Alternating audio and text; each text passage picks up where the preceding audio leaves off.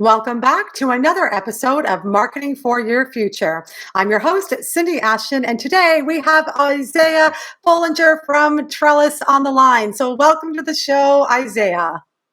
Yeah, thank you for having me. We are thrilled to have you. Can you tell us a little bit about your business? Yeah. So Trellis was started 10 years ago when I was pretty young and didn't really know what I was doing, but saw an opportunity to help small, medium-sized businesses with digital marketing, web design, kind of just building their business online, which obviously was not quite as big as it is now 10 years ago. And since then, we've really doubled down on e-commerce around specific platforms. Some that most people probably know, like Shopify. BigCommerce, maybe lesser known, and Magento, which is now owned by Adobe, so Adobe Commerce, and a few others. And our goal and what we strive for is to be pretty full service around those platforms. So anyone trying to grow with e-commerce, we can kind of help them with all things that might help them grow in with respect to those platforms. Great. Isaiah, I really love that you're taking more of an integrative, holistic approach to this. My next question for you is really around what do you see as the biggest marketing trends that's going to be happening in the next 2 years? Yeah, I mean, I think a big trend right now that's already started is companies starting to realize that the customer journey is more complicated than they might have thought. A few years ago or even a year ago, it was a lot easier to track the data. Obviously, tracking has become more difficult with some of the updates that Apple made, and we're kind of moving towards this world where it's a little bit harder to track the results of your marketing and your advertising. And I think companies will start to realize that it's less about, okay, this person came to the Facebook ad and bought my thing. And it's more about, well, they might have seen me via SEO or word of mouth, and then they saw my ad, then they went to the website, then they saw an ad again from the kind of, you can do like, ads based on people who've been to your website, then they came back. And I think the customer journey is a lot more complex than is what historically was being tracked or thought it was. So I think companies are going to get a little bit smarter about, intentionally marketing in many different places so that their customers and potential customers can see them in many different ways in a positive way.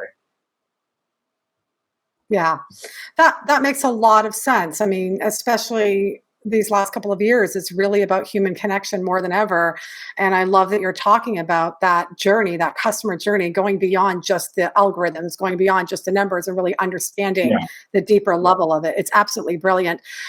I know that at one point you had talked about finding the right ROI fit is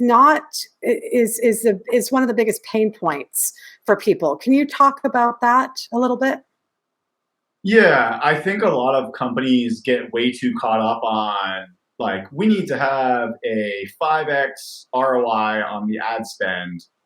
And I think that's an oversimplification on marketing and advertising in general. So I think companies should start to think more about how to measure ROI in different ways. So there could be some advertisements that should result in a very specific ROI, like, okay, they go to the ad and they should buy quickly, especially if it's like a simple product. But in other cases, ROI could be measured from other things like engagement, number of followers, or, like, for instance, with our LinkedIn, we look at engagement and number of followers. We don't necessarily look at the leads generated from LinkedIn, because typically the buying behavior for our customers, which is pretty complex, these are usually larger deals. They might see us on LinkedIn or hear about us on LinkedIn, but they're not going to immediately buy. So for us, LinkedIn is more of like a brand awareness engagement play. And the ROI of that is measured more around number of followers and likes and engagements and comments on our posts and our content on LinkedIn, and less so like they immediately converted into a customer. So when I say ROI fit, I think I'm really more referring to the fact that ROI can come from things that don't necessarily mean the customer immediately bought from that one channel.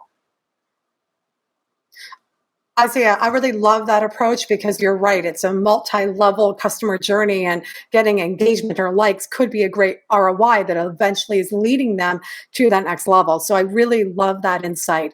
So we are at the end of our interview. Thank you so much for being here. And for all of you, thank you for tuning into this episode of Marketing for Your Future. If you would like to learn more about Isaiah, be sure to go to dailyadbrief.com, and we will see you next time.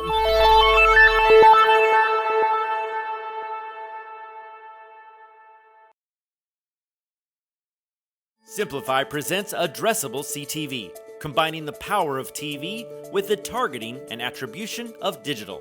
Simplify's Addressable CTV delivers massive reach with the ability to scale without sacrificing precision. TV buyers can generate incremental reach with household-level targeting, frequency controls, reporting, and insights. To learn more about Simplify's Addressable CTV and what it can do for your clients, visit simply.fi.